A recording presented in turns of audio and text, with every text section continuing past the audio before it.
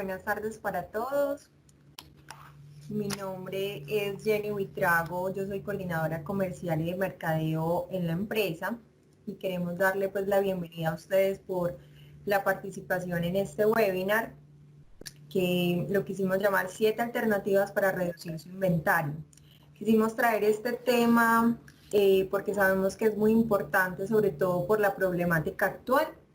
Esperamos que sea de todo el provecho para ustedes. El webinar tiene una duración de 1 hora y vamos a tener un espacio para realizar las preguntas. Las preguntas las pueden realizar en el chat, yo las voy a estar consolidando para que luego Alejandro, que es quien nos va a estar acompañando el día de hoy, las pueda contestar y resolver todas las dudas e inquietudes que ustedes tengan. Las memorias, la grabación de este webinar e información adicional la estaremos enviando al correo electrónico. Es muy importante que se fijen en su bandeja de correos no deseados y que nos puedan poner en la lista de correos seguros para que les llegue toda la información correspondiente a este evento y a todos los eventos que tenemos en los próximos días. Quiero darle entonces la palabra a Alejandro Céspedes, que es quien nos va a estar acompañando. Les agradecemos que tengan sus micrófonos en silencio y también que puedan desactivar la cámara para que solo nos quede en la pantalla Alejandro, que es quien va a realizar la presentación. Perfecto, voy a desactivar mi cámara y arranquemos. Bueno, entonces de nuevo muchas gracias a los que han repetido ya webinars con nosotros. Este ya es como el quinto, sexto que hemos hecho. Creemos que es un tema muy pertinente por toda esta situación de pandemia, que seguramente hay muchos negocios que están con un problema de altos inventarios. Entonces aquí lo que queremos es compartirles algunas ideas, sobre todo de cosas que hemos hecho con varias empresas y de pronto esto les dispara alguna idea. Voy a hacer una pequeña introducción de la empresa porque quiero que lleguemos de una vez al grano. Nosotros somos Simple Solutions, mi nombre es Alejandro Céspedes, yo soy uno de los socios fundadores de la empresa y somos una empresa que ya lleva 15 años trabajando con diferentes tipos de organizaciones en mejorar sus procesos de cadena de suministro en cuanto a temas de manufactura, de planeación, de gestión de inventarios. Nos hemos especializado mucho en cadena de suministro, pero también hemos hecho cosas aplicando teoría de restricciones en el proceso comercial, aplicando teoría de restricciones en proyectos. En fin, hay un montón de aplicaciones en finanzas, pues también con la contabilidad del throughput, que de eso le hablamos un poquito pues al final. Entonces, vamos a arrancar de una vez. Y aquí me gusta arrancar con frases, y esta es una bastante, llamémosla provocativa o provocadora más bien, de Eliyahu Goldratt, el creador de toda la teoría de restricciones, que él decía que casi todas las decisiones basadas en la contabilidad de costos están equivocadas, que es una frase un poco agresiva porque obviamente si uno es contador y trabaja con temas financieros y está en el día a día del tema de calcular costo unitario y demás, pues esto de alguna forma dice que el trabajo de uno no es como muy correcto, pero acá hay que hacer énfasis en algo y es el tema de decisiones. Yo necesito seguir calculando costos unitarios, yo necesito seguir todos estos principios de contabilidad generalmente aceptados, las NIF, etcétera, pero en ningún lado dice que tengamos que tomar decisiones con base en esta información, porque todo el tema de asignación de costos, de mano de obra directa, costos indirectos de fabricación, todos estos indicadores tienen varios pecados que hacen que no tomemos buenas decisiones y hoy les vamos a mostrar algunos ejemplos de esto. ¿Cuál es el objetivo de este webinar? Es monetizar excesos de inventario. Eso es lo que queremos hacer. Queremos ver cómo podemos salir de todas estas montañas de inventario que tenemos en nuestros depósitos y en nuestras bodegas. Y lo vamos a hacer evitando las trampas de la contabilidad de costos, que como les mencioné hace un momentico, esta contabilidad tiene un montón de problemitas. Y además hay un aspecto ahí bastante interesante que tiene que ver con la parte psicológica, que tiene que ver con esta parte de sesgos cognitivos, que aquí vamos a hablar también de economía conductual, que hay unos temas que nos parece que combinan muy bien con todo este tema de contabilidad del throughput para los que conocen un poco del tema. Entonces, aquí hay que aclarar algo. Las empresas hoy en día se encuentran en un círculo vicioso y ese círculo vicioso lo tenemos que romper y vamos a explicar ese círculo de qué se trata. Entonces, primero, digamos que hoy la gran mayoría, un gran porcentaje de organizaciones están operando todavía con modelos muy basados en pronósticos y muy basados en costo unitario. Esto es lo que todavía manda la parada y muchas de las cosas que hacemos en las organizaciones se desprenden de allí. Eso quiere decir que las políticas que establecemos, los indicadores que utilizamos, nacen o vienen, son derivados de estos modelos de operación. Y estas políticas y estos indicadores, a su vez, lo que determinan son los comportamientos de las personas en las empresas, sus acciones y las decisiones que toman. Y estos comportamientos, acciones y decisiones generan unos resultados. Y esos resultados generalmente no son los más adecuados. Ahí tenemos problemas de excesos de inventario, tenemos problemas de agotados, tenemos problemas de sobrecostos, tenemos incumplimiento en las fechas de entrega, tenemos un montón de inconvenientes y lo que a veces no conectamos o no nos damos cuenta es que son justamente esas acciones y comportamientos que tomamos, que se basan en unas políticas y unos indicadores los que generan todos estos problemas. Pero como no somos conscientes de esto, lo que hacemos es tomar acciones correctivas sobre estos efectos. O sea que no vamos a la causa, sino que nos quedamos es en los síntomas, nos quedamos es en los efectos. Entonces, para que esto quede mucho más claro, les voy a mostrar un par de ejemplos aterrizados con ejemplos concretos de las organizaciones. Y hagámoslo primero con temas de abastecimiento. Entonces, de los modelos tradicionales, hay un cálculo de un tamaño económico de pedido que busca de pronto reducir el costo unitario. Entonces, las decisiones de abastecimiento se toman muchas veces buscando reducir ese costo para así aumentar el margen. Y eso hasta ahí suena muy bien. Y entonces, ¿qué hacemos? Definimos una política y podemos decidir que la empresa pide una vez al mes y además analizamos y medimos ese porcentaje de margen unitario. Entonces, estas son las políticas e indicadores que nacen de ese modelo de operación. ¿Y esto qué decisiones o qué comportamientos incentiva? Pues genera uno muy común, que es comprar en volumen para obtener mejores precios, para ganar los descuentos por volumen. Entonces está el típico caso del comprador que compra X cantidad de toneladas porque si se compra ese volumen el proveedor le va a dar un 2, un 3, un 5% de descuento. Y eso suena muy bien. El problema es que a veces eso que compramos nunca se termina utilizando, nunca se termina consumiendo y nos quedamos con ese inventario guardado quién sabe cuántos años. Pero el problema no está ahí, el problema es que ¿qué pasa con esos excesos de inventario? ¿Qué nos toca hacer muchas veces? Pues nos toca salir a hacer descuentos muy agresivos, entre otras cosas, para poder salir de este inventario obsoleto. Entonces nos toca quebrar precios y son descuentos muchas veces del 30, 50, 70% para poder salir de estos excesos de inventario.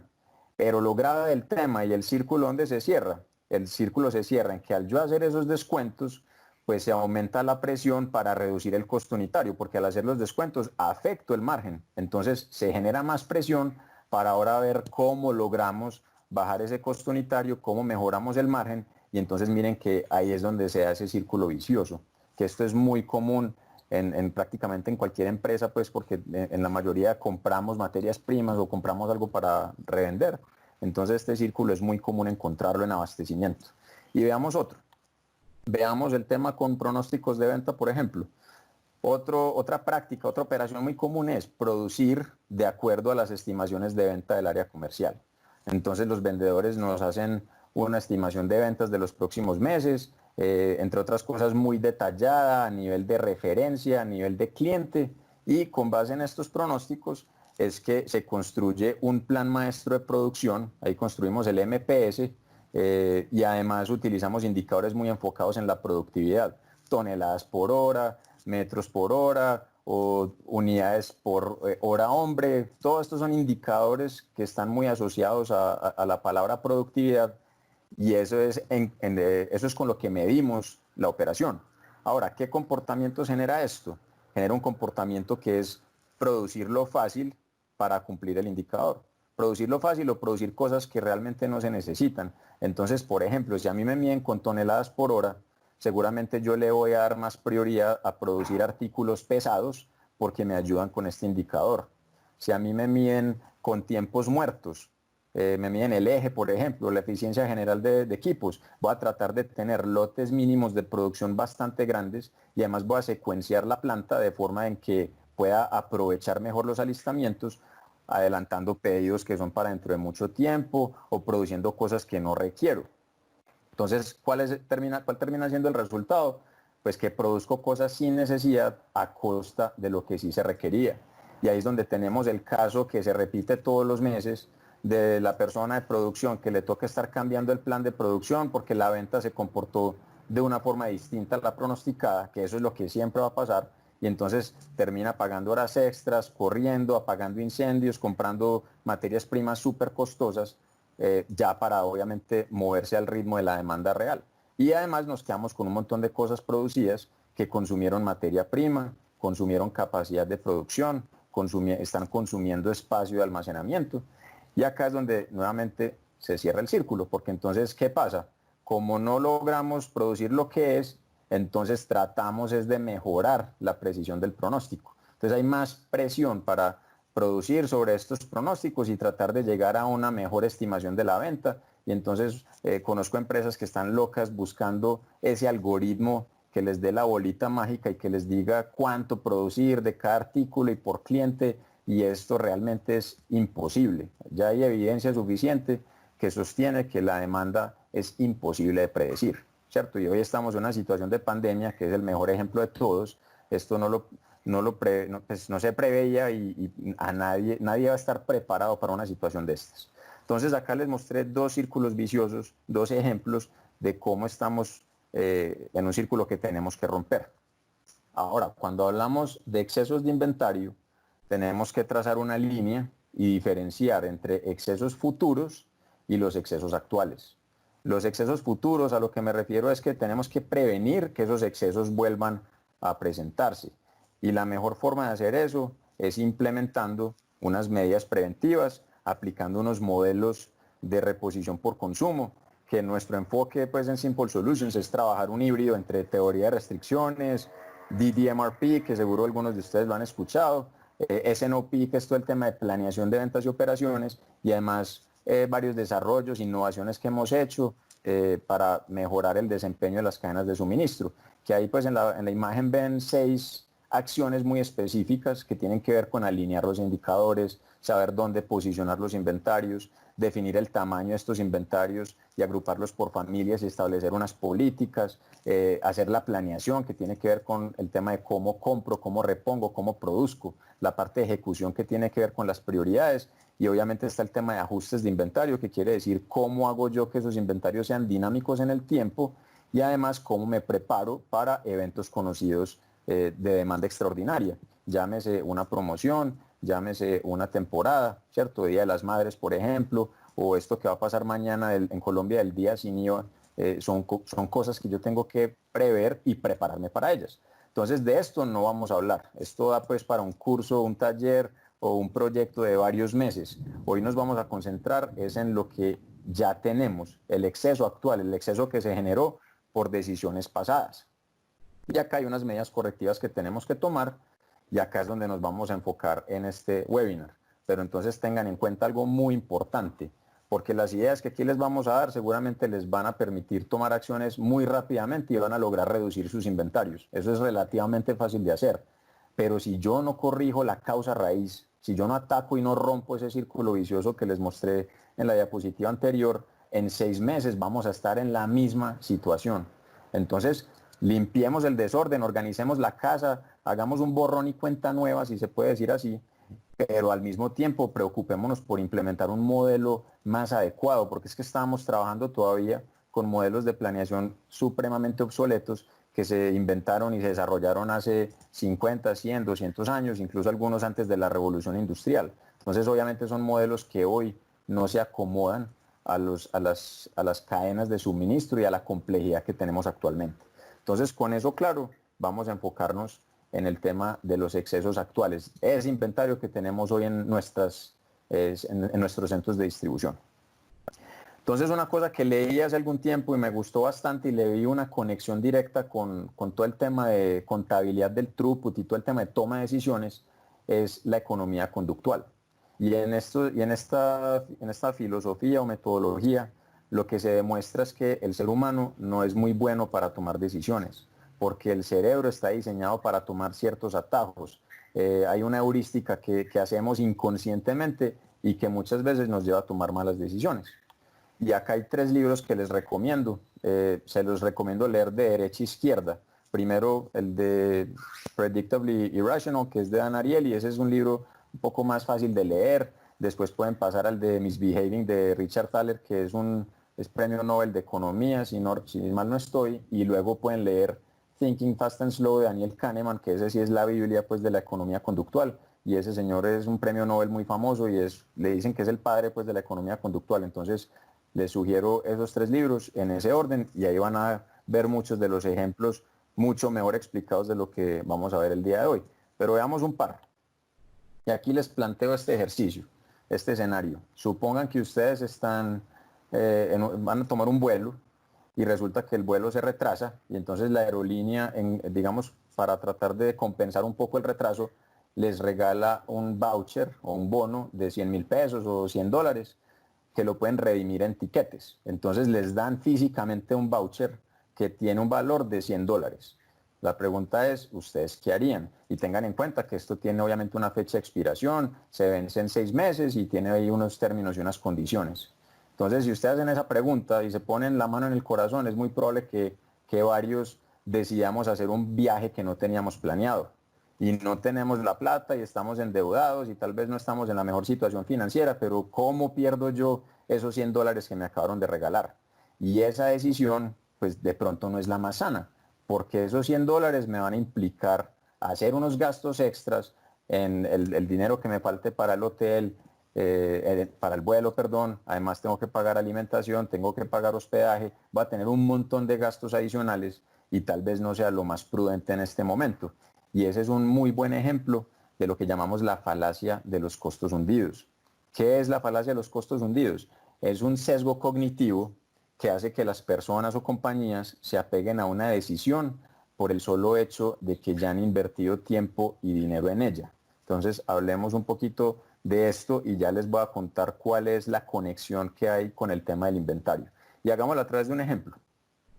Caso número 1, supongan que yo me compré un Galaxy Note 7 y me costó $850. Si recuerdan, este fue un celular que tuvo mucho problema por el tema de seguridad. La batería se quemaba, estallaba, tenía un montón de problemas, entonces se descontinúa su venta. El celular mío, para acabar de ajustar, era robado, no lo pude devolver, no me lo reemplazaron. Esto es un caso hipotético, obviamente. Y asumamos que mi esposa me regala un iPhone. Entonces este Galaxy lo termino por ahí guardando en un cajón, no lo estoy usando. En este momento me encuentro sin trabajo y necesito $200 para viajar a una entrevista, asumiendo pues que no hay problema pues de coronavirus. Necesito buscar trabajo, necesito esta plata para viajar.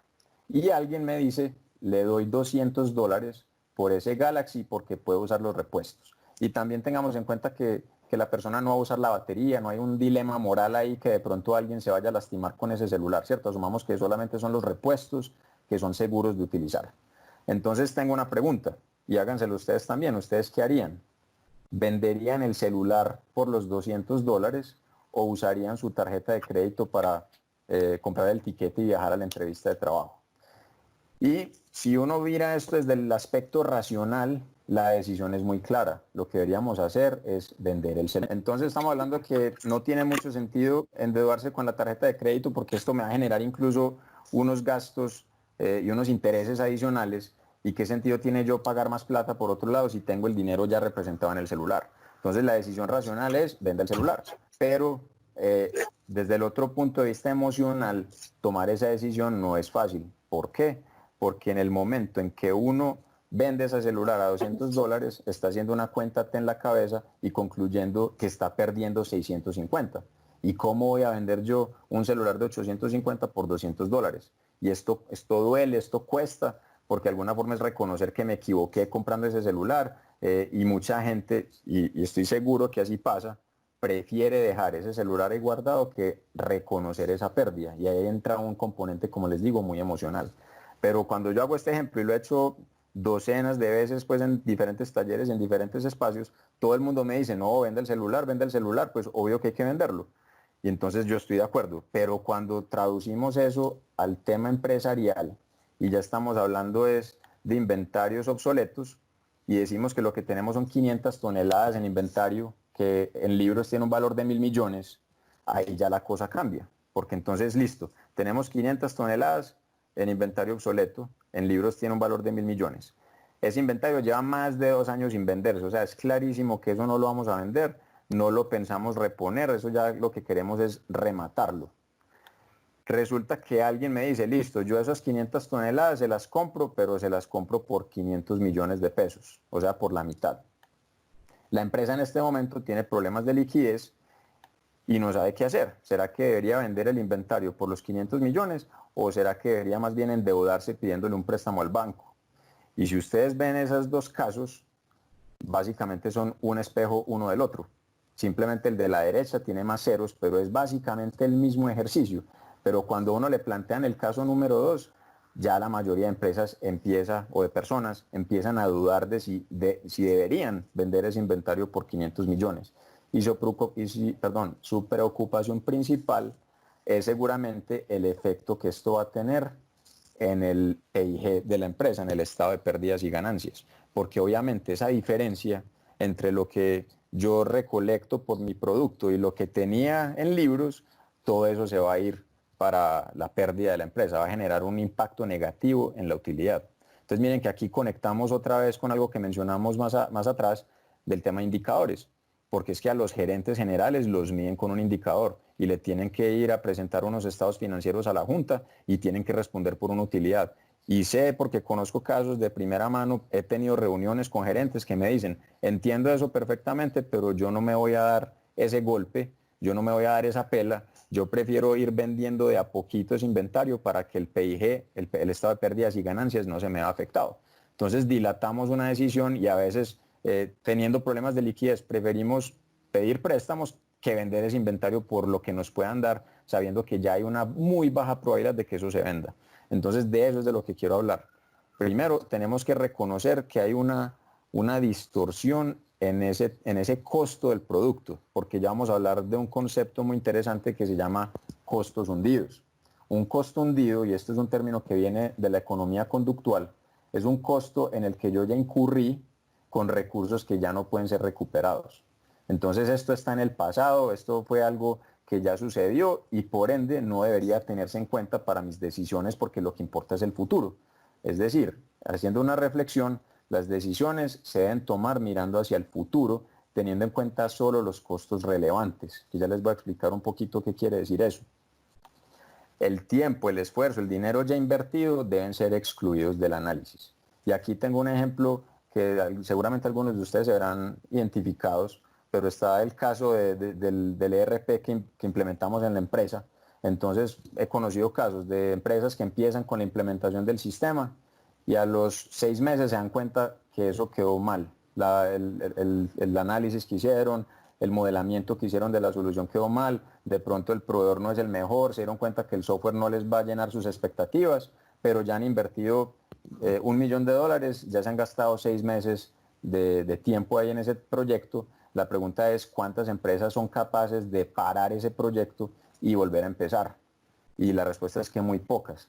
En realidad lo que más sucede es que seguimos con ese proyecto, seguimos cavando ese hueco más profundo, porque ¿cómo vamos a perder 6 meses de trabajo? ¿Cómo vamos a perder $1.000.000? Pero si uno lo mira desde el punto de vista de costo hundido, desde todo esto que estamos hablando, realmente lo que importa es el futuro.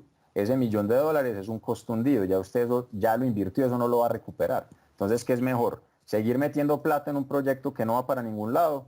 ¿O digamos, reconocer que ahí cometimos un error? Listo, miremos qué aprendizaje se puede generar, pero no metamos más la pata en el pantano. Listo, y yo sé que esto es difícil y cometemos 1.000 errores de este estilo, a nivel personal hay un montón. Uno muy personal, pues es a veces, el ejemplo que cuento, que algunos de ustedes me han escuchado esta historia, pero a veces va uno a cine y está uno en medio de una película muy aburridora, muy larga, de 2 horas, blanco y negro, se me viene a la cabeza Roma, por ejemplo, y muchos de nosotros preferimos quedarnos viendo la película completa en vez de salirnos en la mitad, simplemente por el hecho de que ya pagamos por la boleta. Eso es un costo hundido. Yo prefiero más bien reconocer, listo, no debía haber venido al cine, no sabía, no le vuelvo a creer a mi amiga que me recomendó la película, pero me salgo y me voy. porque el costo de esa boleta ya es irrelevante. Lo que importa es mirar hacia el futuro. Y esto mismo lo tenemos que empezar a hacer en las organizaciones. Entonces, para aclarar los conceptos, en el pasado tenemos costos hundidos, deben ser excluidos del análisis, lo que importa es mirar para adelante.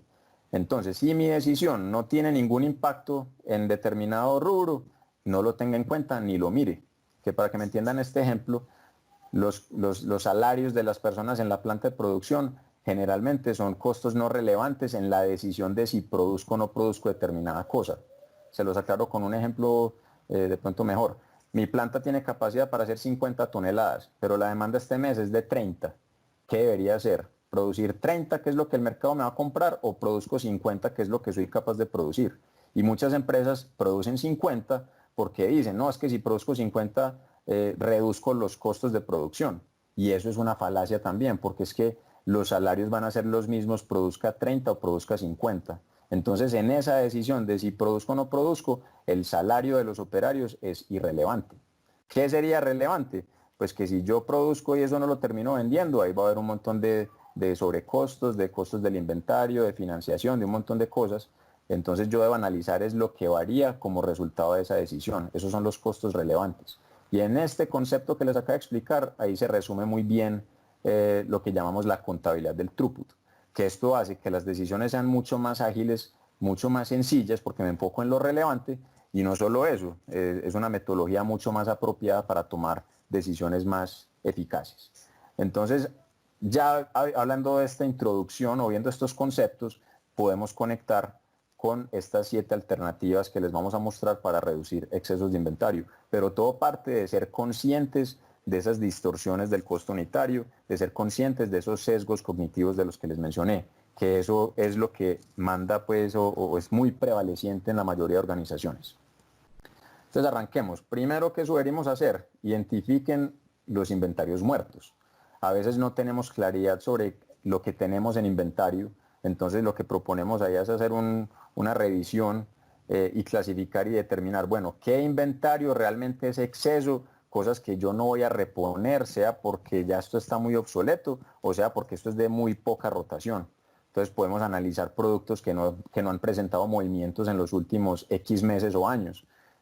Conozco casos de productos que llevan 4 o 5 años sin venderse. Entonces eso ya claramente es un producto que no deberíamos volver a comprar.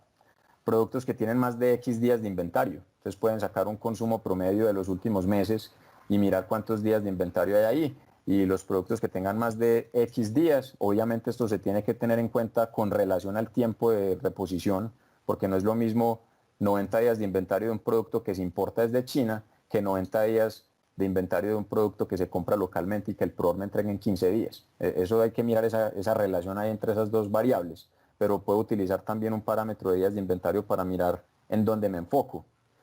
O productos que superan en X porcentaje su nivel de inventario objetivo, que ya esto es, ya hablando de terminología, de teoría de restricciones y demand driven MRP, productos que tengan un consumo o que tengan mucho exceso con respecto a su amortiguador, que es ese inventario objetivo al que le apuntamos mantener. Entonces de aquí yo lo que logro es encontrar una lista de productos en los cuales quiero hacer el esfuerzo de salir de ellos, de monetizar.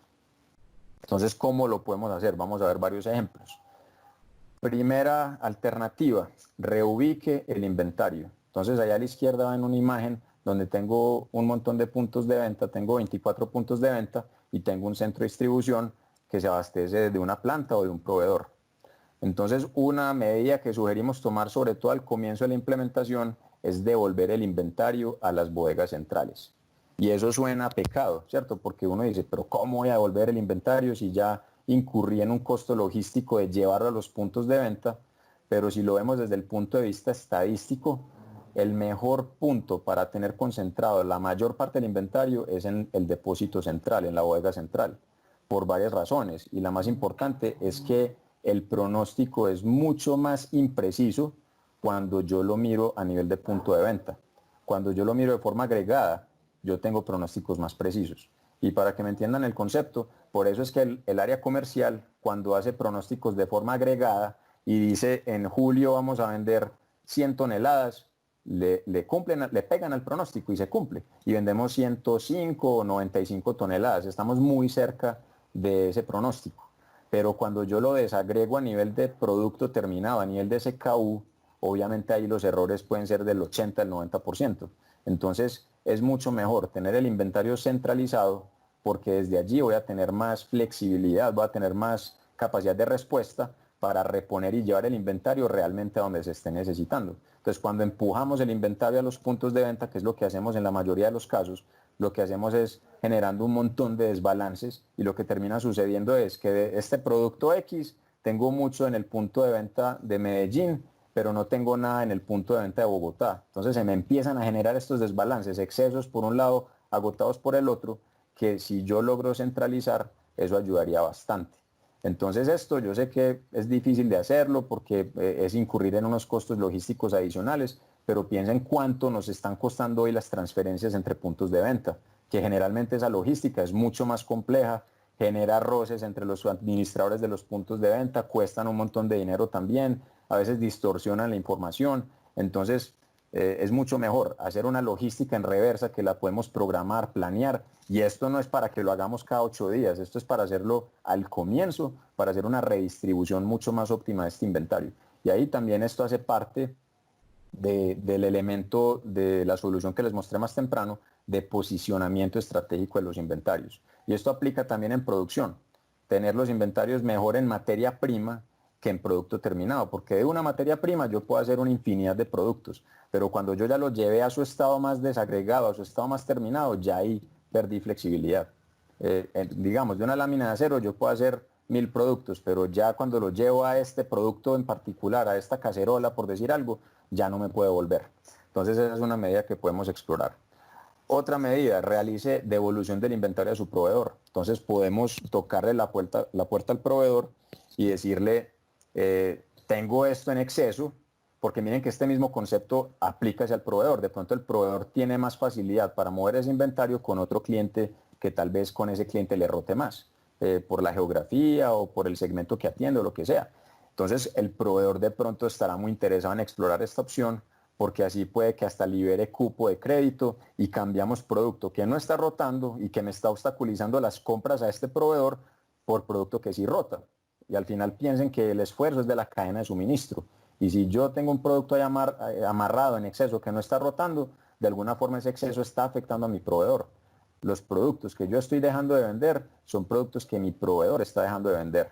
Entonces puede que lleguemos a un acuerdo, y esto lo hemos hecho con algunas empresas que incluso han devuelto productos, en repuestos lo hicimos, y han asumido el costo de enviar estos repuestos al proveedor que estaban incluso, creo que era en Europa la cosa. Entonces, pues hay que echar números, hay que hacer cálculos, pero es algo que se puede explorar. Tercero, intercambio de inventario con otras organizaciones. Entonces puede que yo tenga incluso competidores con los cuales yo pueda hacer un intercambio. Entonces yo ya tengo algunas cosas obsoletas, de marcas que hoy no manejo, pero mi competencia puede que sí las maneje.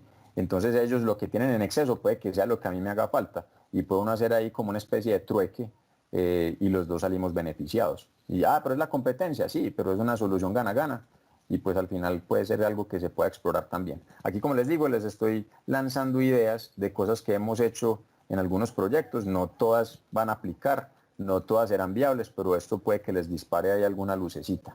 Entonces esta es la primera alternativa, reubicar el inventario. Segunda, transforme el inventario. Entonces ahí les voy a contar algunos ejemplos también, pero acá hay varias medidas. La primera, reprocese el inventario muerto.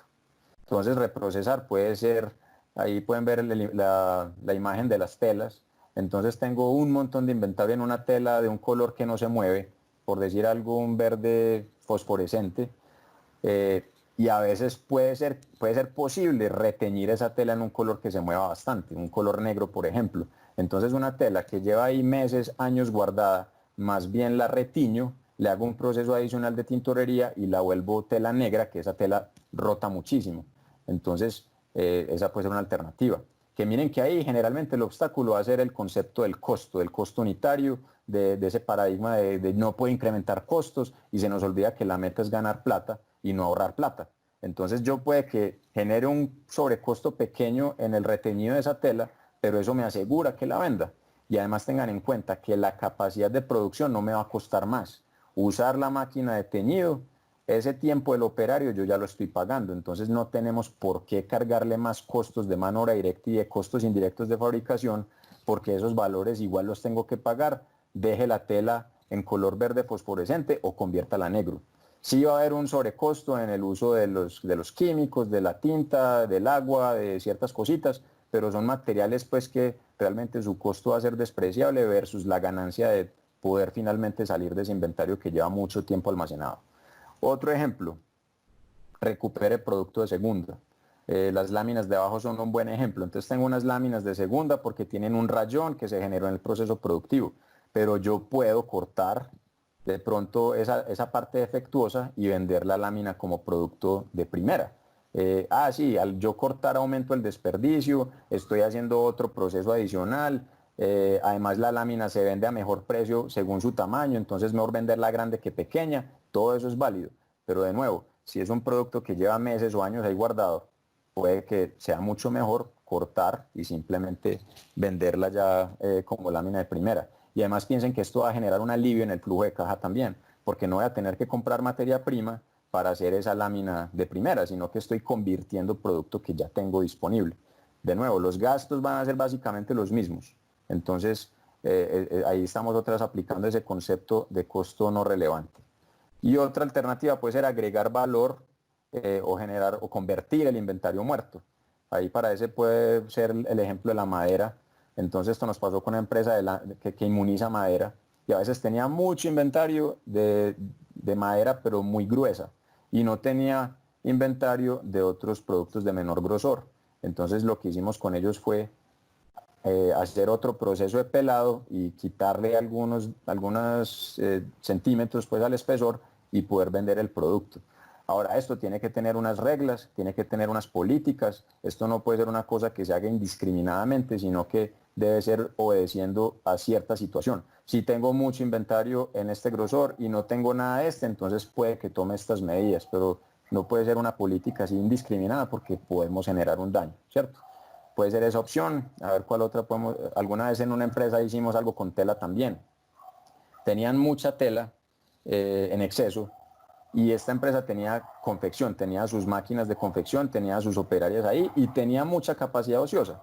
Entonces lo que acordamos fue tomar esa tela y convertirla en un producto muy fácil de hacer, muy barato, que lo vendiera incluso de contado, que hiciera ahí un proceso pues muy sencillo para que lo hiciera rápido y poquitas unidades y que de una vez tuviera la clientela para eso. Eso lo íbamos a vender a través del Hueco, pues que en Medellín hay un sector que se llama El Hueco donde se consiguen productos muy baratos. Entonces al principio esta persona me dijo, pero es que entonces voy a meterle más costos al producto porque entonces el minuto de confección, ¿qué? Pero de nuevo, si las personas yo ya las tengo contratadas, les estoy pagando su salario, trabajen o no, y además están ociosas, pues realmente procesar ese inventario no me va a costar más. Y lo que va a generar es una monetización de ese inventario y además si vendemos de contado le ayuda mucho a la liquidez de esta empresa que entre otras cosas tenía ahí también una situación de caja importante. Ya con eso pues ahí está la segunda opción de transformar el inventario. Tercero, sustituir el inventario. Vamos a ver qué se puede hacer en este aspecto. Entonces, una opción es utilizar inventarios muertos en reemplazo de los de línea. Y ahí vemos dos imágenes que se las voy a explicar. La de arriba la puse porque fue un caso incluso propio, un caso personal. Nosotros hace muchos años teníamos un bar de deportes en el Parque Lleras, aquí en Medellín. Y cuando arrancamos con ese negocio decidimos comprar un ron que nos recomendó una persona pues, de confianza y nos dijo, compre este ron Bacardí Carta de Oro que es muy bueno. Y entonces compramos como 6 botellas de ron y 6 medias de ron y eso no se vendió. Llevamos 4 años vendiendo, trabajando pues con el negocio y ese ron nunca se vendió. Entonces al final lo que decidimos fue en una fiesta de aniversario le pedimos al barman que hiciera unos cócteles con ese ron Bacardí Carta de Oro. Entonces la reacción del barman inicial fue, pero ustedes están locos, ¿cómo van a usar ese Bacardí tan fino en un cóctel? ¿O a qué precio piensan vender ese cóctel? Y la respuesta nuestra fue, no, lo vendemos al precio normal, vamos a gastar ese ron. Entonces al principio el bartender no entendió porque él está pensando es en costo unitario, en margen, etcétera, pero nosotros teníamos muy claro que usar ese ron no nos iba a generar ninguna salida de dinero. mientras que comprar ron blanco barato sí nos iba a generar un egreso. Entonces, finalmente liquidamos parte de ese inventario, que fue una aplicación de este concepto. Y la imagen de abajo puede ser, a veces tenemos mucho, digamos, voy a inventarme esto y seguramente no es el ejemplo más correcto y algunos de ustedes que trabajan en la industria de plástico lo saben mejor que yo, pero es solamente para efectos ilustrativos. Tengo polietileno y polipropileno y los dos los puedo utilizar para cierto producto, pero el polietileno es más barato y el polipropileno es más costoso. Entonces, si se me agotó el barato, pero tengo el costoso, yo prefiero usar el costoso y regalárselo al cliente, no le voy a cobrar más por eso, pero prefiero usarlo porque así genero una venta y además estoy monetizando un exceso que tengo de esa materia prima más costosa. Entonces también eso, vuelvo y les repito, hay que establecer las políticas claras para que no sea algo que se haga todo el tiempo y de forma indiscriminada, porque obviamente es mejor utilizar el barato, pero en una situación de excesos del caro y agotados del barato, pues prefiero utilizar el caro y no perder ventas. Recuerden que la meta de las organizaciones es ganar dinero, es generar rentabilidad y no ahorrar costos. ¿Listo? Cuarta alternativa, arrendar el inventario. En muchas situaciones, los clientes están más interesados en el servicio que presta nuestro producto que en el producto mismo. Entonces ahí tenemos un ejemplo de una maquinaria, por ejemplo, Xerox sé que hizo esto en no sé en qué año, creo que fue en los 80, si mal no estoy, que dejó de vender fotocopiadoras y empezó a vender fotocopias. Entonces lo que hacía era que las personas le pagaban por fotocopia hecha y Xerox se encargaba de abastecer el papel, de abastecer la tinta, de mantener la máquina funcionando y si salía un nuevo modelo la reemplazaba y los clientes simplemente pagaban por fotocopia. Y esto permite algo adicional y es que yo puedo manejar precios distintos también en función del volumen. Entonces obviamente una empresa muy grande que hace miles y miles de fotocopias va a pagar un valor menor que otra empresa muy pequeñita que hace cientos de fotocopias en el mes. Entonces mucha gente a la cual no le puedo llegar por un tema de precio, que una fotocopiadora se sale de su presupuesto, sí le puedo llegar con una oferta de arriendo de ese producto, ¿cierto? Entonces cobre por el uso de ese inventario. A la derecha va en un equipo de gimnasio, que eso hoy lo están haciendo la mayoría de gimnasios de CrossFit en Medellín y creo que en Colombia, y me imagino pues que en casi todo el mundo, y es que al tener estos espacios cerrados, lo que están haciendo es cobrar arriendos por los equipos. Entonces, ahí con eso están generando algo de caja. Y la foto la pongo porque en alguna empresa pues que hace equipos de CrossFit, ellos tenían unos equipos muy especializados que hicieron para unas competencias y estaban tratando de vender esto de segunda, con descuento, pero eran productos pues que no son tan atractivos para los gimnasios porque no son de mucho uso y entonces lo que hicimos fue diseñar una oferta de arriendo donde estos gimnasios de CrossFit podrían estar interesados en utilizarlos un mes y pagan un arriendo durante un mes y luego esta empresa lo recogía y se lo llevaba a alguien más. Entonces, pues de tener un producto ahí literalmente chupando polvo y haciendo nada, prefiero tenerlo en los clientes generando algo de ingresos por ese arriendo. Entonces piensen también ustedes en sus productos, si algunos de ellos se pueden facilitar para generar caja a través de un modelo de arriendo, de leasing o algo así. Otra opción, regale el inventario.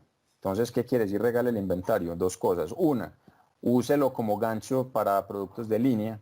Entonces, esto pues no es nuevo, entonces el famoso compre tal cosa y le encima está otra cosa, que a veces uno cae en esa trampita y entonces por el regalo uno termina comprando cosas que no necesita, pero ahí lo que hago es generar la venta de un producto de línea a buen valor, un producto que me interesa impulsar, regalando algo que para mí ya es un inventario muerto.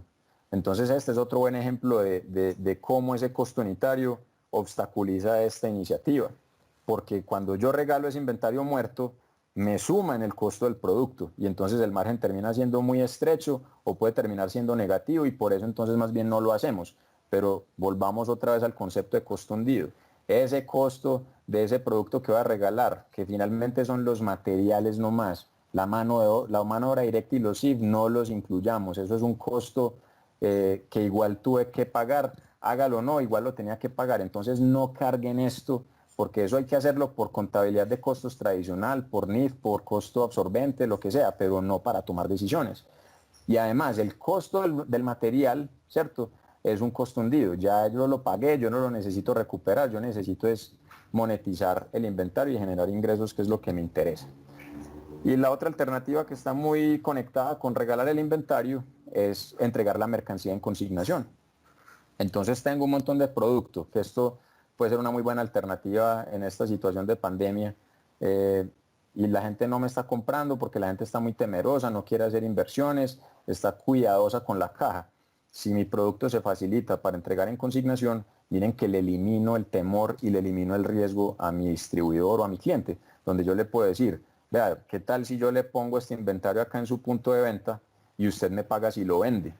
Y pues yo de tener mi inventario en la bodega haciendo nada, ocupando espacio, pues más bien lo pongo en un punto de venta donde hay mucha más probabilidad de que se venda. Entonces acá es otra vez pensar como cadena de suministro, no pensar como eslabones independientes, sino pensar de forma pues que haya mucha comunicación y fortalecer la cadena de suministro. Esta es otra opción que se puede explorar.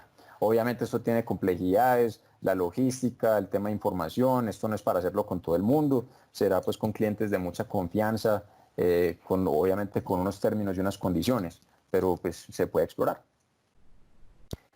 Sexto, vende el inventario.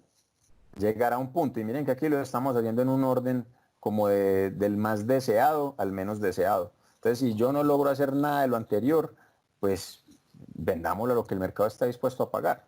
Si miramos las curvas, la ley de oferta y demanda, pues a cierto precio alguien va a comprar. Entonces vendamos el inventario a lo que el mercado esté dispuesto a pagar, pero muy importante, segmentar esa oferta. Segmentar quiere decir que ese menor precio tenga una justificación muy clara y que eso no me vaya a dañar los precios de los otros productos con mis otros clientes. Entonces, ¿uno cómo puede segmentar? Se puede segmentar con la forma de pago. Entonces, listo, yo le voy a hacer un descuento y le voy a dar este descuento le voy a dar este producto con un descuento muy agresivo, pero me lo tiene que pagar de contado o con plazo de entrega. Ok, yo le vendo esto, pero entonces no se lo entrego en 2 días como lo hago generalmente, sino que lo hago en 15 días y aprovecho pues algún despacho que tenga para cierto sector para ahorrarme el flete, por ejemplo. O lo podemos segmentar, a ver qué otra forma podemos segmentarlo. Simplemente pues buscar una justificación, de forma que cuando otro cliente se dé cuenta, yo no tenga ningún temor ni ninguna preocupación y se le puede decir, sí, claro, es que se hizo esta oferta con esta condición y por eso hubo ese descuento. Y si usted lo quiere, perfecto, pero el otro producto normal, ese se vende en las mismas condiciones. Eso es segmentar, poder cobrar el mismo producto o el mismo servicio a precios distintos con el consentimiento y la aprobación de los clientes. Listo, entonces eso no puede ser, como decimos aquí en Medellín, según el marrano, ¿cierto? Que a este le cobro un precio y a este le cobro otro y rezamos para que nunca se vayan a dar cuenta de cuánto paga uno y cuánto paga el otro. Si estamos sufriendo por eso, ahí no estamos segmentando correctamente nuestra oferta. Y por último está el tema de descartar el inventario. Descartar el inventario quiere decir, pues si finalmente nada de lo anterior se puede hacer, que hay casos de esos, donde casi que uno dice, venga, pero es que esto, ¿quién lo va a comprar así? Si lo vendemos con un 90% de descuento, nadie lo compra. Y a veces la respuesta es no, ya eso ya está obsoleto, eso es un modelo, un repuesto de un producto que se descontinuó hace 5 años, eso ya nadie lo va a comprar. Pues en ese caso descartémoslo, donémoslo, chatarricémoslo, descartémoslo, hagamos algo con eso, pero ¿qué sentido tiene seguir guardando eso en la bodega que mínimamente nos está ocupando un espacio que podríamos destinarle a otro producto que rote, y eso sigue generando ruido? Entonces más bien acá hagamos ese borrón y cuenta nueva, que ahí la imagen que ven a la izquierda son las 5 S del modelo de Toyota, que de hecho la primera S tiene que ver con la clasificación, que es descartar, o sea, clasifique y descarte, lo que no le sirve y lo que no está usando, sáquelo. Entonces esta es como la última medida. Obviamente, si se puede donar, bueno, al menos tenemos ahí un beneficio tributario haciendo esa donación. Otra cosa que yo menciono en este punto es que hoy el gran problema, y aquí pues voy a avanzar porque ya con esto vamos a ir terminando, un gran problema es que el valor de los productos en libros es muy distinto de lo que el mercado está dispuesto a pagar. De ahí proviene el problema, porque cuando yo salgo a vender a ese menor precio, en el PIG se me ve afectado ese renglón final de la utilidad neta, ¿cierto? pero si somos juiciosos, que ya las NIF lo exigen, si somos juiciosos provisionando el inventario al valor real y todos los meses vamos haciendo una provisión gradual con unas políticas claras. Si el producto no se ha vendido en 6 meses, entonces provisione un 10% de su costo y lo vamos haciendo así juiciosos. Después cuando vendamos ese producto no va a haber ese golpe tan drástico en el PIG. Entonces, es como que a mí lo que me llama la atención es que somos muy juiciosos haciendo esto con las cuentas por cobrar y ahí sí hay unas políticas de cartera muy claras y la junta directiva establece las políticas y cartera más de un año se provisiona en un 100%, etcétera. Pero la pregunta mía es, ¿por qué no hacemos lo mismo con el inventario? Y entonces lo que preferimos es dejar ese inventario ahí en el balance, porque en el balance digamos que no nos estorba, y en vez de salir a venderlo y más bien sanear un poco nuestros números y nuestros inventarios. Listo. Para ir cerrando, hablemos también de algo que me parece importante aclarar ya para que esto como que cierre el círculo, y es que las decisiones no se pueden mirar con el espejo retrovisor. Listo. Una decisión de alta calidad puede tener un resultado adverso y viceversa. Entonces yo tengo que separar entre la decisión y el resultado. Y la moneda que ven ahí es porque si yo les hiciera a ustedes una apuesta, donde la apuesta fuera la siguiente: si yo tiro una moneda que no está cargada, es una moneda pues legal, ¿cierto? Y sale 10 veces cara de forma consecutiva. Si eso sucede, entonces ustedes me tienen que dar a mí $1.000. Pero si en algunos de esos 10 lanzamientos sale el otro resultado, yo les tengo que dar a ustedes $1.000. Yo creo que cualquier persona va a aceptar esa apuesta, porque la probabilidad de que una moneda salga cara 10 veces seguidas es demasiado baja. Entonces la decisión de aceptar esa apuesta es la correcta. Pero si si ustedes son tan de malas que yo lanzo esa moneda 10 veces y las 10 veces sale cara y me pagan $1.000, no quiere decir que la decisión de haber aceptado la apuesta sea una mala decisión. Y de hecho, si yo les volviera a hacer la apuesta, doble o nada, la deberían volver a tomar.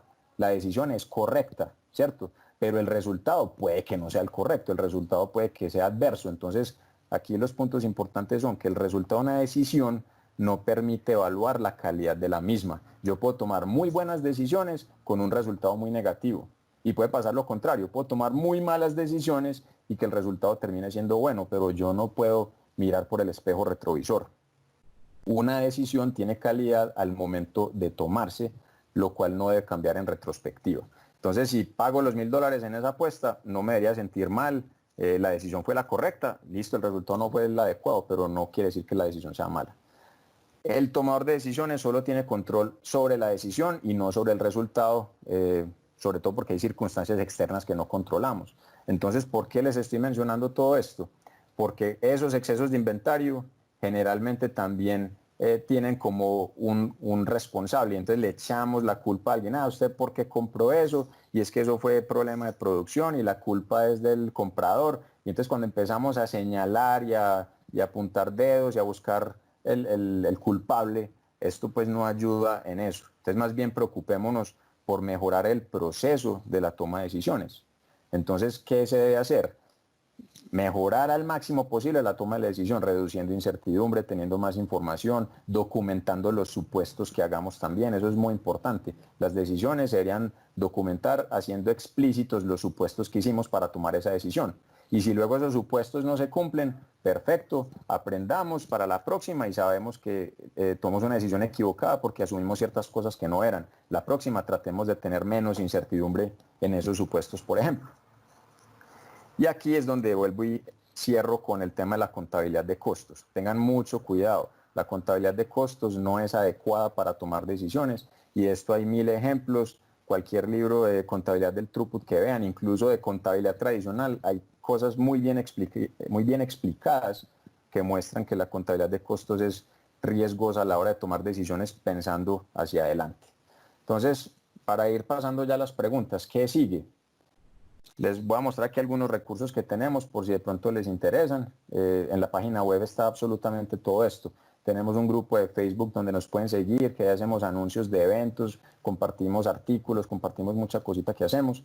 Hay unos cursos virtuales que ya podrían acceder a ellos, hay uno en contabilidad del throughput justamente. Entonces, si ustedes quedaron ahí con las dudas de por qué el costo unitario no es y por qué no debo asignar mano de obra directa y demás, estos cursos pueden ser bastante interesantes. Tenemos algunos ebooks también, que incluso pues el que los quiera nos escribe, se los enviamos. Y tenemos también talleres experienciales. Si ustedes quieren un taller ya un poco más a la medida, podemos explorar eso. De hecho, les cuento, vamos a hacer un taller virtual en las próximas semanas en ventas. Entonces vamos a ver un modelo muy interesante de cómo aplicar teoría de restricciones a todo el proceso comercial. Entonces Jenny va a enviarles información al respecto para que estén muy atentos, que es muy interesante porque vamos a demostrar por qué los modelos que tenemos actualmente, que estamos usando actualmente, no son los mejores para el proceso comercial. Entonces este taller de ventas se lo sugiero mucho, vamos a mostrar por qué el modelo actual se parece a los procesos de manufactura de hace más de un siglo y cómo podemos aplicar estos mismos conceptos a toda la parte de ventas, muy interesante. Y bueno, ya para pasar a las preguntas, también lo que quiero que sepan es que por haber participado en este webinar, si alguno de ustedes quiere una reunión de unos 45 minutos para que miremos dudas que tengan de esto, de cualquier cosa, de teoría de restricciones, de DDMRP, hacer una reunión de estrategia para ver cómo les podemos ayudar y cómo les podemos resolver cualquier pregunta que tengan, entonces se comunican con Jenny, por favor, que ella se encarga de agendar ese espacio y ahí tienen una reunión conmigo para que hablemos de lo que ustedes quieran, obviamente esperando pues que les podamos ayudar. Bueno, ya con eso entonces pasamos a las preguntas. Jenny, no sé si te han ido haciendo preguntas a lo largo de la charla.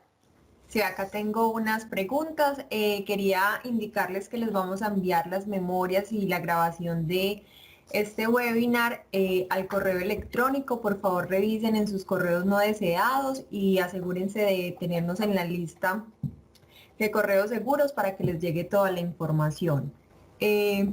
Nos pregunta Juan Felipe, en ocasiones se camuflan algunos materiales del inventario al definirlos como críticos. ¿Alguna recomendación con respecto al manejo de este tipo de materiales, los cuales al ser definidos como críticos salen del radar de provisión y los sacamos del análisis del inventario? Ya, listo. No, pues o sea, yo creo que ahí al final uno tiene que revisar absolutamente todos los productos, simplemente que yo manejaría las políticas un poquito distinto. Entonces un material crítico, si yo tengo un indicador, digamos, de días sin consumo, ese pues es un indicador que nosotros utilizamos. ¿Cuántos días han pasado desde el último consumo? Entonces yo pondría para recursos o insumos muy críticos, le doy un horizonte de tiempo distinto a los productos que son de muy baja rotación. Un producto de muy baja rotación que no se consuma en 2 o 3 meses puede que sea normal. Entonces yo no quiero que eso me genere un ruido porque yo sé que es un producto con un consumo muy discontinuo y entonces ahí yo le voy a dar un horizonte mayor. Pero un producto que yo definí como crítico porque es muy costoso, porque es muy estratégico, si pasa más de un mes sin consumirse, ya ahí de pronto eso requiere un análisis más profundo. Entonces yo lo que haría sería aplicarle las políticas a todos los productos, pero diferenciando por tipo de producto qué cambios puedo hacer en este tipo de análisis. Pero para mí todo entra en todo, porque puede que la decisión sea, esto habíamos definido que era crítico y resulta que ya no lo es, entonces lo paso para otra familia con las políticas respectivas. Yo creo que, no sé si con eso respondo la pregunta, la persona que la hizo nos cuenta si es claro. Listo, te hacen otra pregunta. ¿Cómo venderle la idea al gerente que estos inventarios obsoletos de poca rotación, maquinaria mala y similar, es más conveniente venderla de segunda o de tercera, inclusive como chatarra, que seguirla guardando por años? Esa es una muy buena pregunta. Yo creo que lo primero es concientizar a las personas de varios de estos conceptos que vimos aquí en el webinar. Por ejemplo, el tema de los costos hundidos, de la falacia de los costos hundidos, eso no es un invento de la teoría de restricciones. Hay mucha cosa pues disponible en el medio para uno primero ser consciente de eso. Y lo otro es un tema de análisis de escenarios. Entonces yo lo que le diría a esta persona es, tenemos una maquinaria, un producto, lo que sea, que lleva X años sin venderse, porque seguramente ya estamos hablando desde años. Si no se ha vendido en 5 años, ¿cuál es la probabilidad de que se venda en el próximo año? y la probabilidad, pues si uno analiza y hace una regla de 3, pues la probabilidad es muy baja. Entonces pensemos qué es mejor, seguir con eso guardado quién sabe cuánto tiempo o al menos tener una plata que podríamos incluso esa plata abonársela a la deuda y ahorrarnos los gastos financieros. Entonces yo lo miraría muy como desde los resultados posibles de esas dos decisiones. Si nos quedamos con ese inventario, ¿qué sucede? Y si lo vendemos, ¿qué sucede?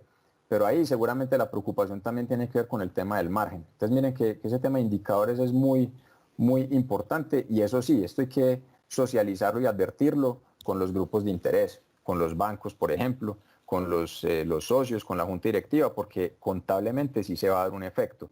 Pero es que tengamos en cuenta algo. Ese precio que pagamos por esa maquinaria fue un valor que salió de nuestra cuenta corriente hace X años, hace 5 años. Entonces apenas hoy estamos reconociendo eso que ya pagamos hace mucho tiempo y apenas hoy estamos reconociendo que hay una pérdida entre comillas. Entonces es un tema simplemente por la forma en que estamos costeando el producto, pero desde el punto de vista de caja, venderlo me está generando plata que sí puedo reinyectar en la operación. Entonces yo lo miraría desde esa parte, pero entiendo y sé que no es fácil. Sé que no es fácil porque yo he tenido conversaciones con gerentes y que a pesar de todo esto dicen, entiendo, pero no lo voy a hacer o lo voy a hacer el otro año, o lo voy a hacer a cuentagotas para no tirarme en el P&G. Ese es el gran obstáculo. Por eso es muy importante involucrar a los gerentes en este tipo de conversaciones para que tomemos estas medidas que son digamos, son como unas medidas de choque. Esto pasa una vez y ya la idea es atacar la causa raíz para que no vuelva a pasar. Listo, tenemos otra pregunta que nos hace Andrés y es ¿qué estrategias recomiendan para romper de la mejor manera esos enormes y difíciles paradigmas que dificultan enormemente el cambio en el manejo para optimizar los inventarios? Nosotros hemos encontrado que la mejor manera de hacerlo es a través de simulaciones, a través de ejercicios, a través de una metodología muy lúdica y muy práctica.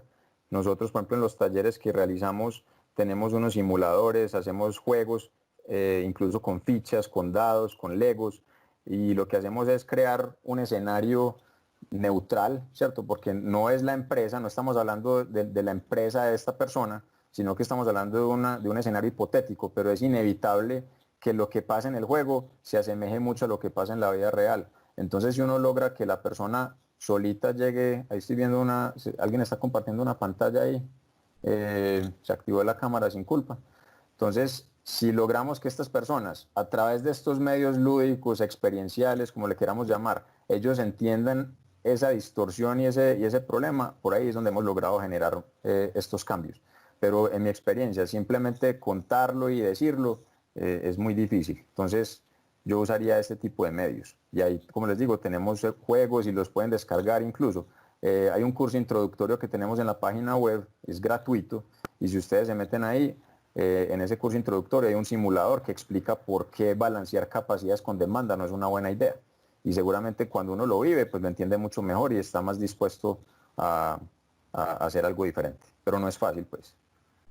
Entonces ya para cerrar, les doy las gracias a todos. Muchas gracias a Jenny por facilitar el webinar y espero verlos en el próximo. Que estén muy bien. Feliz tarde.